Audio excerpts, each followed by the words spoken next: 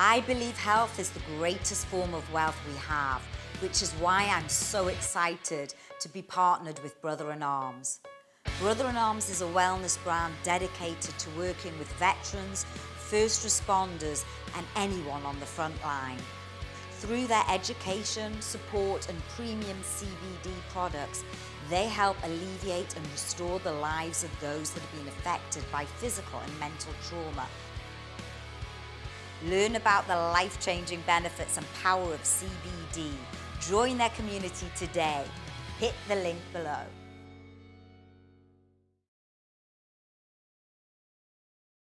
I'm Sonya Morton Firth, and you're tuned in to the Sonya Morton Firth Show. Today my guest is Elizabeth Marshall. Liz went from being broke, abusing drugs, and a felon to a fitness cover model, businesswoman, and now founding investor in the brand BrothersNArms. Watch this interview as Elizabeth reveals how trauma helped her become a successful, driven woman, what it takes to become a cover model, and how the past does not define who we are today. Elizabeth, for my audience, please can you tell me a little bit more about who you are and what you do now? Who I am doesn't really seem to change too much depending on what I'm doing. But right now, I am involved with BrothersNArms CBD as far as the business aspect of my existence is concerned. And we try to provide alternative medicine and education to veterans and first responders and the heroes that do what, that keep us all safe and do what so many of us won't do. And I had a heck of a year last year getting published on magazine covers. I think I did 4 covers last year. Wow. At 36 years old. Delve down there.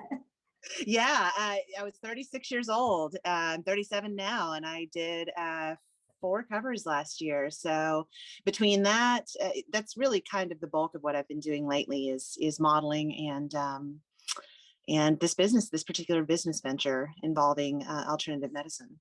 Well, Liz, I know you're a massive inspiration to women out there, what with your fitness modeling and your businesses and the various businesses you invest in.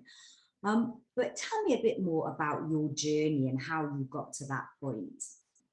I was born in Alabama. My mother's from Texas and my father's from North Dakota. So none of us are from Alabama, but they just happened to be working there when I was born.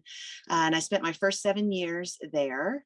My dad was transferred to the Houston area when I was 7. So I've been here ever since, just all sorts of different spots around town. And the Houston area is rather big. So that can be, one place can be an hour away from another place. We moved here when I was 7. And when I was a little kid, I was always, life was great. I couldn't have asked for a better mother, a better set of parents, really. And I was good at everything when I was a little kid. I was in gifted classes, all the leads in school plays, teachers loved me, lots of friends. And around 4th grade, all that was still going on. But I remember, I didn't really so much notice it while it was happening. But now in hindsight, I started to have problems emotionally. And I was too young to realize that anything was wrong. But I remember, coming home from school, hysterically crying and in tears, telling my mother that everybody's talking about me, nobody likes me, and really, really, really upset about it. And it felt very real. And I remember my mother saying, "What is wrong? That's the craziest thing. You just had 10 girls over here for your birthday party. What are you talking about? This is not, but I remember that it really affected me. I really started having a lot of problems in school because just paranoia and anxiety. And I'm a little kid, you don't know how to deal with any of that or even what it is while it's happening. And that kind of persisted on through 5th and 6th grade. And did you seek, or did your family seek any sort of medical help at this point? My mother started taking me to doctors because I think she started to realize this is, what is wrong with this child? This is a 10-year-old, that's starting to just having a lot of problems that seemed to come out of nowhere. So yeah, they did take me to doctors, and I don't remember specifically, but I'm pretty sure that they tried to put me on medication that I just was not having. I mean, I don't know many little kids that want to take a pill all the time. And I certainly was one of those. So I just remember it getting worse and worse and worse. Just depression, anxiety, just all these sorts of things that, grown adults don't have a very good capacity to deal with without help. And especially when you're a little kid, I mean, that's really devastating. And around 13, I ended up in the hospital over a suicide attempt, Oh, which wow. scared, yeah. So you tried to take your own life at I, 13? I did. Yeah. I don't remember what I took. I think it was aspirin, but I think I downed a whole bottle of aspirin because I was just, I mean, I don't remember exactly what was going on, but you don't do things like that unless you're in a level of pain that you don't see any way out of. And if you look back now, do you think there was anything that had happened and that your mind was shutting off, or was it just something that is unexplainable at the moment? I just really think it all comes down to mental illness. I don't, there was nothing going on in my life. Like I said, a lot of this was hard to deal with. I do remember feeling guilty in a way that I was so depressed and troubled and having all these issues, and I had no real reason to. There's so many people that have it so much worse than me, like poor little spoiled girl, like how, it's, again, it's something that's hard for anybody to deal with, but especially when you're that age, you don't have any frame of reference, you don't have any coping mechanisms at all. So yeah, I mean, that's a pretty young age to deal with something so serious. So at that point, so you just tried to take your own life, you're 13. What were your parents, or what did they do? Was there a next step? Well, they'd already seek medical advice, I guess.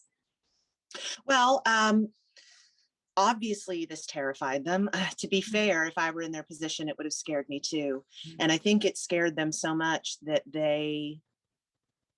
I think they realized at that point that I don't know what they realized. I think that they were so scared that they didn't want to lean on their own understanding. And I think that they knew that they didn't know what to do here. So without me knowing about it, they went looking for, I suppose, more intensive forms of help. They always tried to help me, which is, it's not like I suffered in silence. I was just, you know, I rejected a lot of the help. I think part of it's because I was a kid, and part of it's because, I was embarrassed, and part of it was, I mean, there were a lot of things going on. But they found a school in Jamaica. I think that was the start of, a lot of difficult things that were to come, just being abandoned in a third world country when you're So very young. how did it make you feel when you were, obviously you're young, your parents have left you, and albeit a beautiful resort, but you're there on your own, and you've been at the point previously of trying to take your own life. How did you cope? I think that, our bodies and brains are sort of miraculous. When faced with trauma, they'll do all sorts of things that are maybe not great for continued survival, but they're great for adapting to the moment and to helping you get through things that are less than ideal. I think I tried to commit suicide again once he left. I mean, within the first week, because I mean, you're essentially, like the mad part of me, still can't believe that they did this sometimes. But you've abandoned a mentally ill child in a third world country with no support and no parents. Like, what do you expect is going to happen? And I was punished for that. This place was So just awful. what did the teachers do when you tried to take your life again? Well, so the teachers were separate from the staff, but the staff, well, first of all, the staff was not qualified to be there. They were all local teenagers, probably getting minimum wage to work in what's supposed to be a medical facility. But I mean, to be fair, it's not like they were bad people. They weren't qualified for these jobs at all. And they did the best that they could with what they had. But Physical punishment was the norm at this place. There were 5 different categories of rule infractions: cat 1, 2, 3, 4, and 5. And based on the rule, and the category the rule was in that you broke, there were different levels of punishment for that. And self-harm or self-injury or even attempts at such were category 5, and the punishment for that was severe. They would put you face down on a tile floor while somebody watched you 24 hours a day for weeks at a time. How did you get out of that situation, or out of Jamaica? So we were allowed to write letters home once a week. Every Sunday, that was like scheduled into the daily schedule, was letter writing. And obviously, I don't know about anybody else, but I told my family exactly what was going on, and I'm so sorry, I'll never do it again. Whatever I did, which didn't do anything. I was sick, and having problems. But just please just take me home. Like, this is so horrible. Why are you doing this to me? But the staff would tell our families, they're bad kids. That's why you sent them here. They're lying. So don't listen to them, Wow. which was very much listened to. So if we fast forward to when you actually left Jamaica, how did that experience affect your life going forward? I don't think I've ever thought about it concretely before, but I think, good and bad things happen with anything. It taught me some good things. One is that you're all you have, and which isn't totally true, but it's not a terrible way to look at the world. You should always learn how to rely on yourself instead of others. But it taught me it taught me grit. It taught me resilience. It taught me this too shall pass, no matter how bad it is or what it is. But when I left, I remember no one really acknowledging that anybody had done anything wrong except for me. And if I hadn't have done X, Y, and Z, this would never have happened, which I think is an awful thing to tell someone, either directly or indirectly. It was indirect, but it was the message that I got. But it affected the rest of my school years, for sure. I don't think it was conscious at the time, but the fact that I never got an "I'm sorry" and we were wrong and we should never have done that, I think that really affected me, and was just like, well, then F you. And that was very much, I think the theme of the rest of my teenage years was F you. The next part of the story, as far as, after F this to high school, F this to college, F this to everybody around me and the universe and all the stuff that hurt me and poor me and all this stuff that you get trapped in when you're, still spiritually sick, I think, in some way. So I left college. Things didn't get better. They got worse, as could be expected, as far as just drinking and poor me and all that stuff. And I got into a situation where I ended up in prison for a DWI, third one. I thank God. What's a DWI? Sorry, driving while intoxicated. Okay. So the first two in Texas, the first two are misdemeanors. The third one's a felony, and it should be that way. That's a horrible thing. No one should do it. I'm genuinely, every day I thank God that I never hurt anybody. I never consciously made the decision to do that. I was just drinking myself to death and did things that I didn't remember later. So, but I ended up in TDCJ, which is the Texas Department of Criminal Justice, which is prison essentially in Texas, which is not fun. It's one of the worst places you can end up. Look, I've watched enough Hollywood films, and I'm sure they probably make it look a lot worse. But what was prison life like? It's absolute hell on earth. It's hell on earth. And in Texas, we have the kinds of summers that I was talking to you about before the show, where just walking from the grocery store back to your car, your life will flash in front of your eyes like, oh my gosh, it's so hot here. We lived in metal buildings with no air conditioning all summer. So there are days where you're just laying down, trying your hardest just to get through 1 minute at a time, because it's so miserable and you're so hot and it's so loud and it's so dirty and it's so, and just the atmosphere is just anger and despair, and just there's no other place like prison on earth. It is a pit of despair. What kept you going, and what kept you through that? Because you survived it and you came out the other end. I don't know where I got this sense of grit from. And that's kind of why I said earlier, the Jamaica thing was a terrible thing. But I also think it instilled some things in me that have lasted to this day, that have served me well. And one of them is, this too shall pass, no matter what it is. And everybody, no matter how rich or poor or anything else you are, has peaks and valleys in life. And you have to be able to remind yourself during the valleys that this will pass. And I think, I developed a capacity for self-reflection early too. And I think um, when I got there, when I got to prison, it was really a life-saving thing. I was drinking myself to death. I mean, it was to the point where I was shaking if I didn't drink. I was drinking early in the morning. I did not have the capacity to stop. And anybody that's ever been through addiction has probably, and come out the other side, especially, can really attest to that.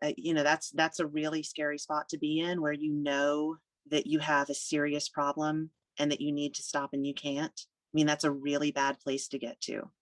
Do you think, and I think I'm paraphrasing this, but you just mentioned it. So am I right in saying you think prison saved you, or that experience? Absolutely. Saved you?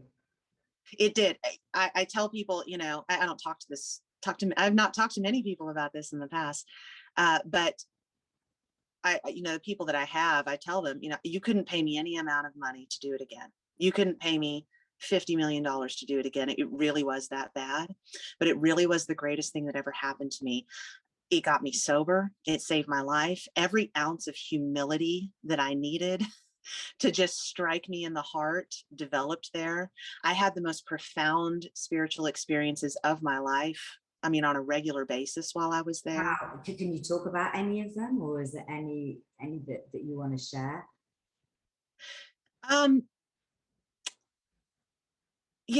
At the risk of sounding silly, I don't really care if I do or not. It was real. It was real to me. I had moments.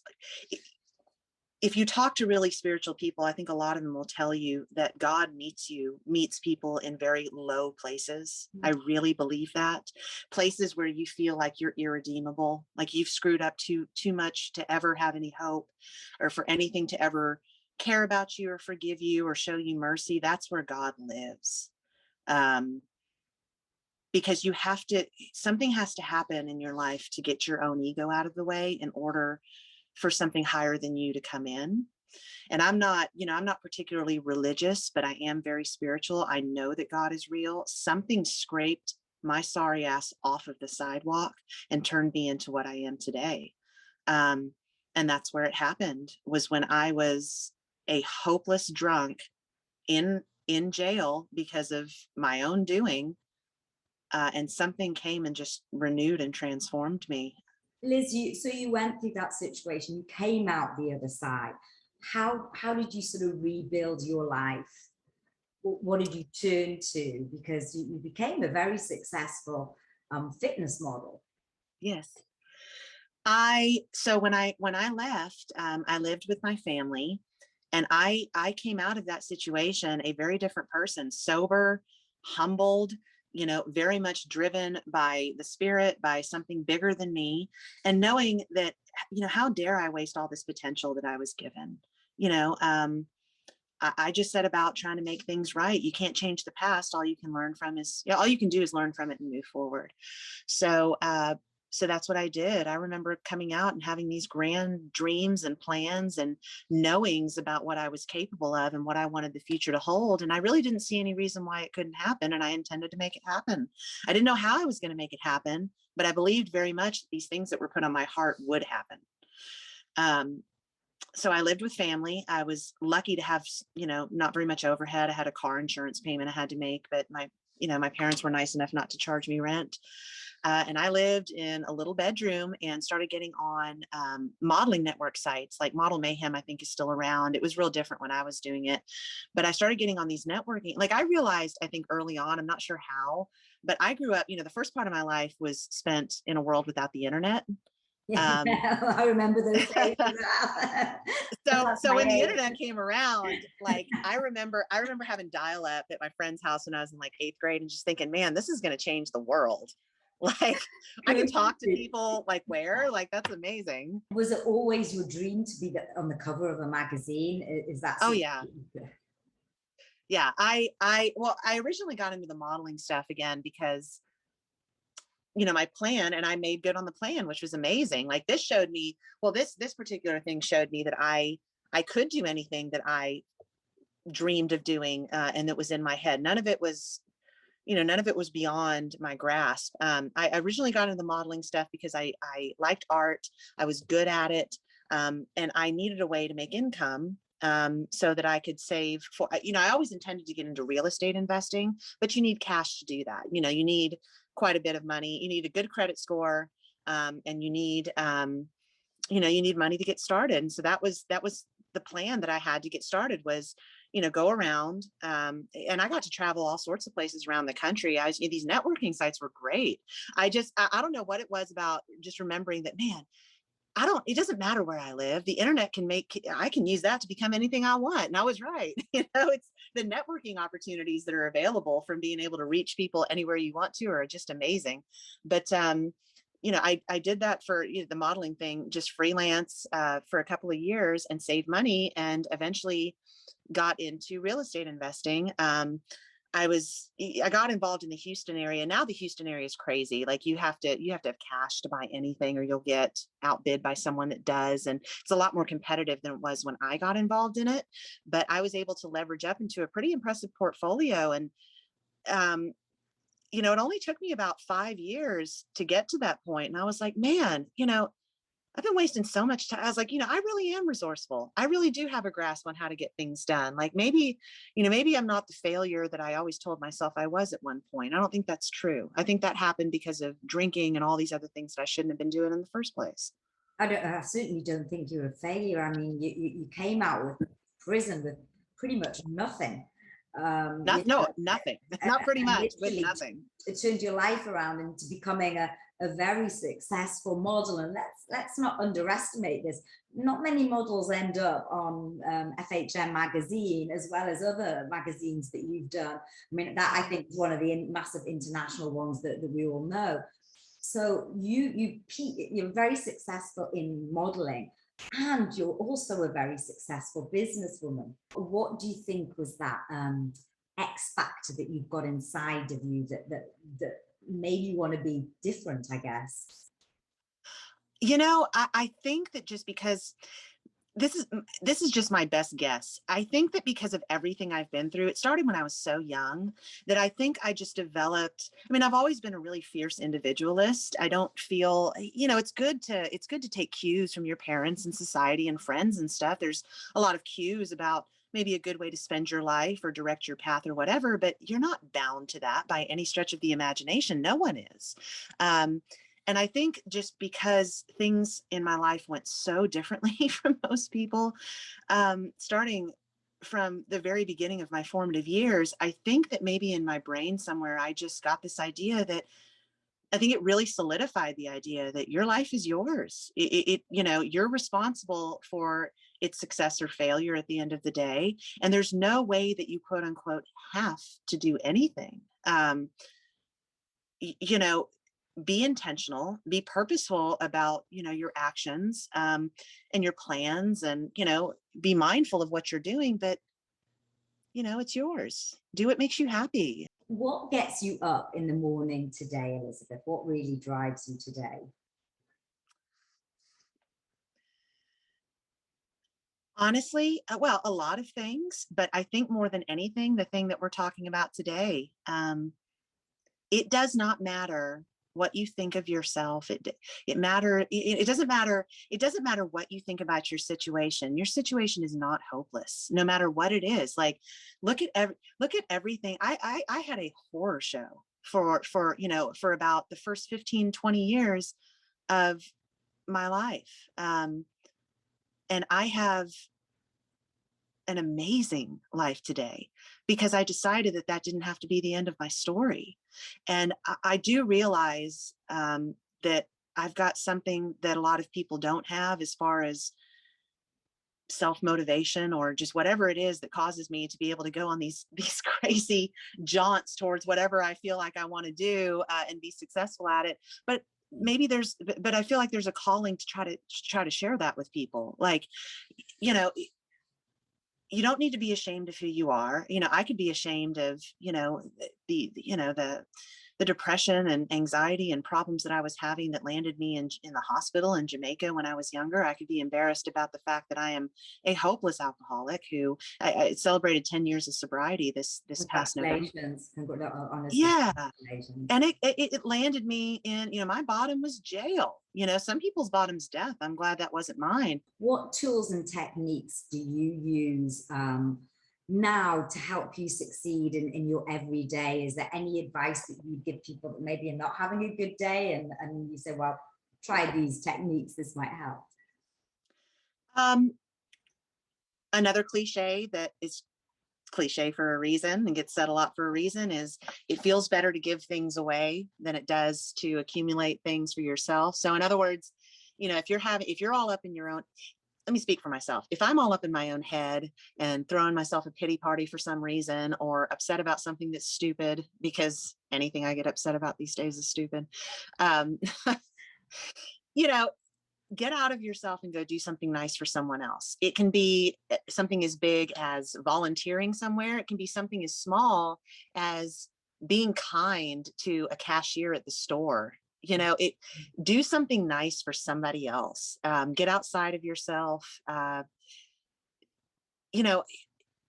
am a big fan, I think because of recovery, of developing some sort of a relationship or understanding of something that's higher than you.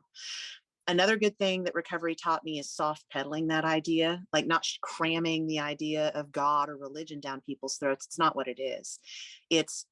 There's something profound that happens to the human soul and the human brain when you get over yourself, I suppose is the best way of putting it. Before we wrap up, I do want to talk a little bit about BrothersNArms as well. And BrothersNArms, they help with people that have been through trauma, veterans, people on the front line. What is it that really resonated with you that you loved about the brand? So, our meeting was actually by chance. I met them forever ago on Instagram. I don't even remember how, but it was Mervin, who's, my partner now, and another gentleman who's no longer with the company, but they were, I think, just firing things up, and they sent me like some samples in the mail, and I just got bitten by a bug. I'm like, you know what? I was like, I just felt like I was being nudged into a direction with this. That's another reason I say, like, try to get in touch with something bigger than yourself. It's very quiet, but it will speak to you, like, and push you in the right directions and push you out of the wrong directions in life if you're in tune with it. But I just really, wanted to get involved with this because I've been taking, I take, my mental situation is totally straightened out. That's the beautiful thing about modern medicine. We should be grateful that we have it. 80 years ago, they used to throw people in mental hospitals for postpartum depression. I mean, things that are very treatable and common these days. You don't have to live like that. So in addition to the one prescription I take, that's all I take is one, and it's totally changed my life because I take CBD with it. So CBD has been changing my life for a long time, and I really like it. Difference, sorry, that you saw with taking the CBD rather than not taking it? So the best way I can describe it is that it just puts your whole body into symphony. It it's subtle, like the mechanism of it is subtle, but it's dramatic. I don't take it for pain. I know lots of people that do and love it, love it, love it. My mother takes it for pain, but I take it mostly for mental issues. It just irons everything out. You're not trying to think of that. That's really the best way I can articulate it. It irons everything out. You're just, everything flows much better. You're not high. It doesn't get you high. Oh, no. You're just, excuse me, you're just calmer. Everything is calmer, works together better, works together more fluidly. Your days just go better. I mean, that's really kind of the best way I can describe it. Anybody that's used it can attest to probably about the same kind of a feeling. Wow. And it sounds so much, I mean, better is the wrong word, but you know, too often, I don't know about there in the States, but certainly here, the doctors prescribe drugs at the drop of a hat. Sometimes, you know, they don't explore the more holistic approaches to medicine. It's well, try this drug rather than, well, actually maybe you could try other alternative things such as CBD, such as changing your diet, or you know, turning to fitness or other things as well. Yeah, well, I mean, it's no different in the States. They have a pill for everything, and I've been on half of them at some point in my life, and I know from firsthand experience that I am not against modern medicine at all, like not one bit. I am against big pharma in its current state because I really do. I know that they put profits ahead of anything else. It doesn't mean that they're giving you poison. It just means that, you know, you want to. In my personal opinion, I feel very strongly about the fact that you should be the captain of your own ship as far as this stuff is concerned. You really should look for less rather than more. And, you know, adding CBD to, I'm almost, this is just an opinion, so let me just give that disclaimer up front, but I'm almost of the opinion, I really am of the opinion that you should give CBD or more natural, especially CBD, but more natural things an opportunity to work for you first. It doesn't mean that you don't add something if you need it. I needed to add something, but I added one thing. My mother, I adore her, but she takes, I don't even know how many pills she takes every day. And I'm like, wow, I don't want that to be me. Yeah. That's just, you know, so the one thing that I take that's been around for decades, the reason my doctor gave it to me is because it's been around since the 50s and they know how it works. They know it's safe. They know, you know, it's an old school drug. It's not one of these, you know, big pharma new things, which I really don't trust and don't like. But that plus CBD is I mean, it has absolutely changed my life. I've never felt better in my whole life than I do these days. Well, you're a walking advert for it because you look amazing, and everything that you've been saying today, I mean, it's inspired me. What do you want women to learn from your story? And sorry, it may not be women, it could be men as well, but I guess certainly you're an inspiration for me, and I think a lot of women that are watching this would look up and think, wow, amazing, amazing story. You know what? Well, I think that's why I wanted to share my story with you. You know, it's not something I usually talk about, I think for obvious reasons. I'm not ashamed of anything, but people that don't know you can be judgmental. And so I don't, you know, I just don't usually share this with people. It's on a need to know basis. But I wanted to talk about it today because I really felt like it was integral to the reason I got involved with Brothers in Arms. You know, that's one reason I love veterans. These people are just, you know, they're brave and they do things that other people won't do. And, you know, they inflict a lot of wounds, physical and mental, because of this sometimes. And it doesn't have to be the end. It's not the end. Like, you can find so much wisdom from your pain and your wounds if you choose to. It's a choice, just like happiness is a choice a lot of the time. But you really can. I have, because I contextualized it in that way. You know, I can't change the past, but I can learn things from it. And I have, like, I can't even imagine the kind of person that I would be if I didn't learn all the lessons that I learned from pain. Pain is a great teacher. Elizabeth, I've been fascinated by this conversation, but I've come to my last question. I feel like we could talk forever. But that is, if you were to write a message in a bottle for future generations to find, what would the message be? Don't let the world break you. You can and you will. I love it. Elizabeth, thank you so much for being a guest on my show. It's been great. Thanks so much for having me. You've been great to talk to. Hope you enjoyed the show. Remember, there's a new interview out every Monday, so hit subscribe and like, and you'll get it straight into your inbox.